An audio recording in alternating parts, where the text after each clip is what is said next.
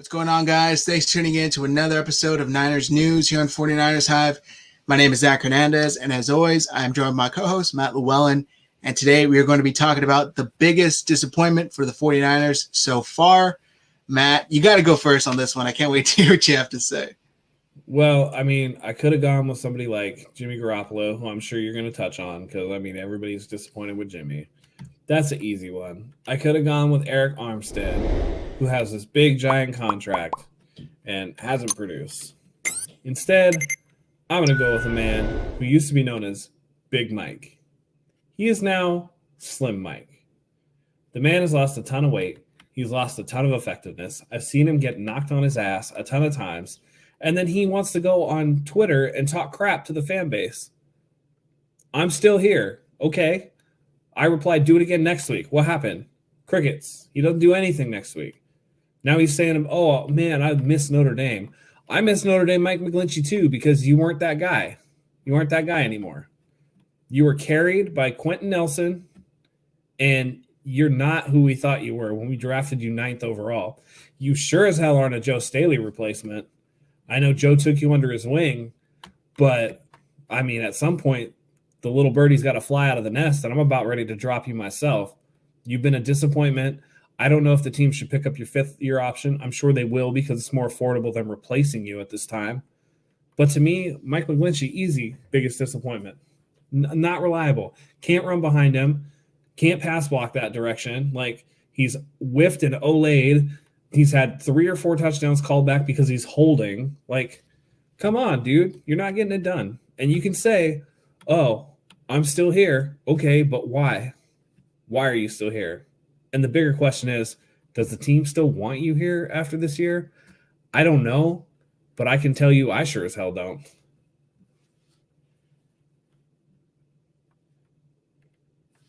You're muted, bud. Thanks. Let me make a note real quick.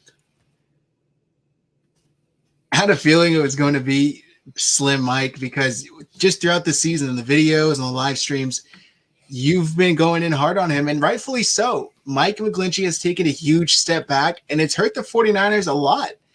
It's not only hurt them, this season in their play, but moving forward in their plans. What do? Are they going to have to replace him, like you said? Do they kind of bite the bullet, pick up his option? It's unfortunate. Right. And on top of all of that, we saw a week or two ago that Chase Claypool came out saying, hey, I got a source on the 49ers, and he's saying that they practiced hard on Thursday. Most people probably thought it was Mike McGlinchey. Yeah, put the dots together. Guy, but it turned out to be a practice squad guy, but it could have just as easily been Mike McGlinchey. Now, I want to make this clear. When I say all this stuff criticizing Mike McGlinchey, this is not about Mike McGlinchey the person. I don't know Mike McGlinchey the person. I'm sure he's a perfectly nice guy. I'm sure, he's an upstanding citizen and all that. I'm talking about Mike McGlinchey, the football player, which is the only basis of how I know this man. I wish him all the best in the world. I don't wish him ill health. I don't wish him anything like that. But as a football player, he pisses me off. And I think that it's pretty crappy to get on Twitter and chirp at the fan base and then immediately go back to you had one shining moment this season, dude. You had one game where you didn't get called out for doing something dumb. So don't come back and chirp at people on Twitter because they expect better out of you. Expect better out of yourself, man. You were the 9th overall pick. You should be better than. We're not getting 9th overall pick out of you. No. Okay, you're probably the biggest draft. You're probably the biggest lineman draft bust since Eric Fisher. So, yeah, it is what it is. But you're not. And after his solid game, what did he come out tweet? Still here, or some still BS here. Like that. It's man, I responded. I said, do it again, and then he did nothing. I saw that. It's unfortunate because he had some potential, and who knows whoever his offense. Chris Forster's the offensive line coach, but I don't know if he has a separate trainer, personal trainer. Why is he so slim? Why is this guy a 5th tight end? I don't get it. He's going to go and run some routes. He's so small. But for me, he looks like what Joe Thomas. He looked like what Joe Thomas looked like 6 months after retirement. Right now, while he's playing. Yep, he really does. Joe Staley, what he looks like, it's insane. Yeah. But for me, I think the biggest disappointment You did touch on a few key ones: Jimmy Garoppolo, Eric Armstead. Those have to be notable at the top. However, I think it's got to be more of a guy that is not even on the team anymore. Dante Pettis. I mean, look, I know people are probably going to say, Zach, you're an idiot for expecting anything. Really? Just hear me out. Hear me out. Like, what did you expect? Hear me out. The guy, and maybe I fell into what was likely potential trade bait being put out there by some of these reporters, but we were hearing in the offseason he's looking great. He's maybe getting some chemistry again with Jimmy Garoppolo. This is his redemption year. There was a lot of hype going into Dante Pettis this year, and it seemed like he was even kind of putting some out there himself on social media. And then he came out here, and did the 49ers mismanage him? Maybe, but at the same time, he didn't really fight for it. So I think just from a perspective of his mentality, his lack of physicality, just his overall attitude with the team was a huge disappointment, because I expected to see somebody up against the wall. I expected to see somebody willing to fight for their spot, fight for a job in the NFL, because frankly, you haven't shown anything in over a year and a half to any NFL team that would make them think, yeah, I'm willing to pay this guy a couple million. Let's bring him over. He hasn't shown anything like that. So I was expecting something from him. We saw basically nothing. And there's another guy I want to get to too, but maybe you'll have another one here for me. Well, listen, you fell for the trap. He took the dye out of his hair. He stopped doing the little kitty celebration. He got himself a girlfriend, and you were like, "Oh man, this is a new Dante. He's a man now." He said something key in the offseason. I didn't like the way that I was being coached, and I shut down. And I realized that was wrong. Listen, man, if you're soft going in, you're soft coming out. Like, that's a good point. Listen, we talk about it all the time. I talk about this all the time. I don't dislike Cam Newton because he's inconsistent or whatever. Like, that's fine. People are inconsistent. It's whatever. When he did not jump on that fumble in the Super Bowl, when he's pouting on the sideline with the towel over his head, I'm like, this dude, I'm going to call him Fig Newton because he's soft. I don't like soft football players. It doesn't work, man.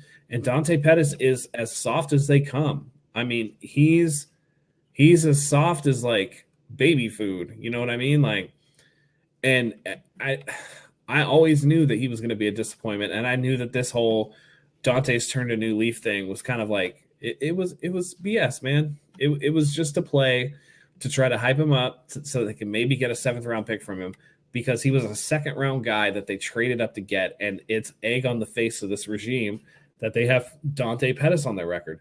Dante Pettis goes in the pile with Joe Williams as like all-time, screw ups by the regime, and not just this regime, any regime.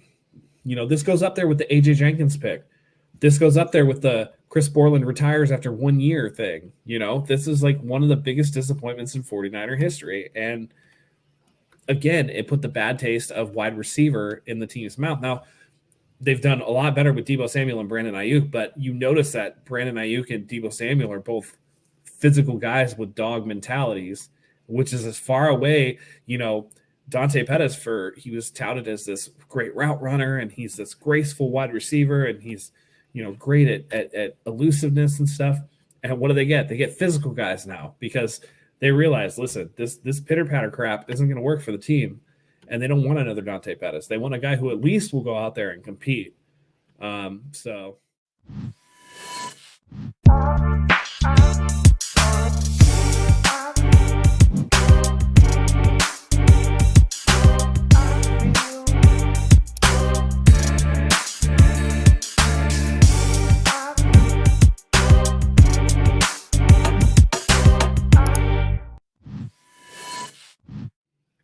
My second guy, I mean, we got to get to him. It's Jimmy Garoppolo. Got to be Jimmy Garoppolo. We came off of last season where he had a pretty good season. But I think that the more we get separated from it and the more that we've seen from Jimmy Garoppolo this year, the more I think it speaks volumes to what the team thinks about him, that they did not throw the ball in the playoffs last year. Yeah. They were protecting themselves from Jimmy rather than letting Jimmy lead and do the things that he needed to do. And it's becoming more and more apparent every time he gets out there on the field.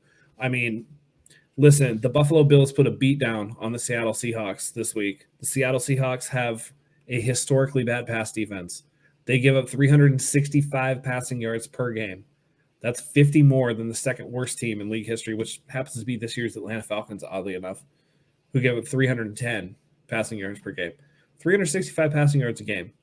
And Jimmy looked absolutely out of his depth against that Seattle defense. Yep. With no Jamal Adams, with no, they just got the guy from Cleveland. I'm spacing on his name right now. Or not Cleveland, Cincinnati. Oh, Carlos Dunlap. Yeah. Yeah. They just got Carlos Dunlap. They got a couple of guys that, could do some stuff. Jimmy made that trash defense look all pro. And there's no excuse for that. Jimmy's going to be the one guy that couldn't score on that defense. He's going to be the one guy that, had a tough time scoring on Philadelphia or whatever, and Miami, and just over and over and over again, these disappointments. And you can say, yeah, he had a high ankle, but there's no excuse for that. Quarterbacks play with stuff all the time. And it's not like a high ankle for a quarterback is the same as a high ankle for a wide receiver. And I think it's to the point where you can see the stuff that he can't do. I mean, I've seen Pop Warner QBs that have a better deep ball than Jimmy Garoppolo. Yeah. And it sucks to say that. But then you watch Aaron Rodgers play against this defense, and you watch Russell Wilson play against our defense, and you realize, I mean, I had a thing with a guy on Twitter who was like, oh, Emmanuel Mosley, he didn't even make that play against DK Metcalf on that deep route. And I'm like, well, that's because Russell Wilson put that ball in a bucket. There's no play to be made there. Nope. That was perfect accuracy. Put it right on him. And I was just like, it's not that Mosley's not making plays. It's just that you forgot what great quarterback play looks like. Sometimes the offense just wins. And I think I've had enough of the 49ers not having that guy. We haven't had a true elite quarterback since Steve Young left. And there's no excuse for that. Alex Smith has had a good career, not a great career. He's a game manager guy. Colin Kaepernick was a flash in the pan who was always a better athlete than he was a quarterback. And Jimmy Garoppolo led us to a Super Bowl, but, they got there almost in spite of him. His leadership played a part, but his throwing the ball certainly was not up to par. So I have to say Jimmy Garoppolo just because it'd be irresponsible if we didn't. Yeah, and as far as that Seahawks defense, Andrew Siciliano, tweeted out today, they aren't just on pace for the worst pass defense in NFL history. They're primed to shatter the all-time record by nearly 1,000 yards. The 2011 Packers had the record with 4,796, and the 2020 Seahawks are on pace for 5,794 yards allowed in their pass defense. Jimmy Garoppolo did absolutely nothing. He was responsible for 7 points when he was in as a starting quarterback. It was just unacceptable, quite frankly. Another guy, I feel like we'd be. Well, hold on. What an indictment was that on Jimmy too? That in the fourth quarter, Nick Mullins came in and threw for more yards than Jimmy did throughout the game. And I know people say prevent defense, but I mean, Seattle prevents themselves from playing defense every single week, and Jimmy prevented them from being crappy. So, indictment on Jimmy on that one. I think he's pretty much done in San Francisco. I think that, and I don't think this is even a crazy stretch as some may think it is. If Nick Mullins started that game against the Seahawks, it's within a touchdown. Yeah, they might even have won because their defense is that bad. And if Jimmy Garoppolo is that hurt, what the hell are you doing playing? If you can't make simple throws against the worst defense historically in the NFL without Jamal Adams or Carlos Dunlap, like you said. Real quick, another guy I need to throw out there. Talk about disappointments. Trent Taylor. Why is he still on this team? Why was Dante released and Trent wasn't? Is it all down to mentality? I mean, Trent Taylor's stats this year, he's got way cheaper. That's why. That's a good point. He makes 20 fifth round money. He makes nothing. Yeah, 10 catches on 21 targets, 86 yards, and that's it. 5 first downs with a long of 29 yards, which I think came against the Giants. Yeah, it's really bad. The 49ers. Don't tell me if he stays on this team. Do not tell me this August and September that he's the best receiver going into the season. Oh, he's got so much chemistry with the quarterback.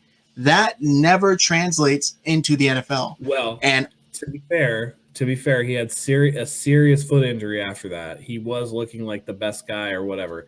But it is kind of a pattern that these guys really hype up wide receivers Yep. and their chemistry with quarterbacks. So, yeah. Listen, Trent Taylor was a marginal athlete to begin with, and between back and foot surgeries, of course, he's not going to be what he was. Trent Taylor's going to be gone after this year. I think his contract is up. They're not going to re-sign him. I mean, Yeah. I think honestly, I think his NFL career is over because he just doesn't look like he's a guy that can play in the NFL anymore. Whatever athleticism he had has been sapped by those injuries, and it's especially tough for explosive players, let alone players who aren't super athletic. Wide receiver position to come back from lower body injuries like that. I mean, that's just, that it's not good. But yeah, I would say he's a disappointment. Simply from the fact that people did hype him up. Yeah, no, totally. And this year, mainly, he's been healthy from what I remember. I don't think he's ever had any injuries. I made him miss a game or he went into the season injured. He's been healthy relatively for the whole year. So that's disappointing to me because I was at least expecting something from him. A couple catches a game. I think he's averaging like a catch per game. That's horrible. Yeah. It's horrible. So those are our disappointments so far. There's probably a whole lot more. If we went through all of them, it'd be a 2-hour-long video. Special teams. Yeah, special teams. We're not going to do that. We're not going to ruin your guys' days. That's going to do it for us today. If you like what you see, support the channel. Hit that subscribe button below. Hit that like button as well. And drop a comment below. Who is your biggest disappointment for the 49ers so far? Go ahead and click the bell. Turn on your notifications so you never miss another video. Can't wait to see you guys for the Saints preview because that's going to be terrible. But until next time, guys, go Niners.